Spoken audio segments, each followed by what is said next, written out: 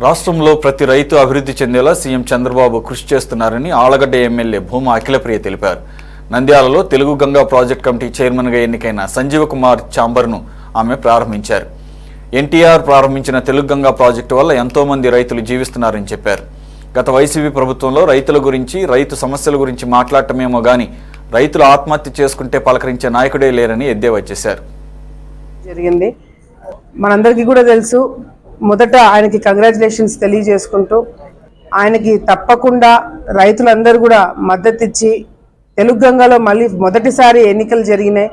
మొదటిసారి ఈ విధంగా మనకి డబ్ల్యూఏలు, డీసీలు ప్రాజెక్ట్ కమిటీ అవడం అనేది కూడా తెలుగు గంగ ప్రాంతం అంతా కూడా అభివృద్ధి చెందడానికి ఇది ఒక మంచి అవకాశంగా భావిస్తూ అందరి తరపు నుంచి, తెలుగు గంగ రైతులందరి తరపు నుంచి కూడా చంద్రబాబు నాయుడు గారికి ధన్యవాదాలు తెలియజేసుకుంటున్నాము.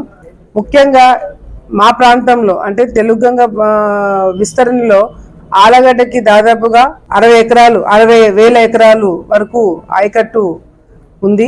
దాన్ని ఇంకా పెంచుకోవడానికి చాలా అవకాశం ఉంది. అక్కడ సరిగ్గా పిల్ల కాలువ లేకపోవడము, ఛానల్ ప్రాబ్లమ్స్, డీసిల్టేషన్, ఇట్లా చాలా సమస్యలు, పొలాలకి నీళ్లు రాక చాలా మంది రైతులు ఇప్పుడు కూడా ఇబ్బందులు పడే కార్యక్రమాలు చూస్తున్నాం.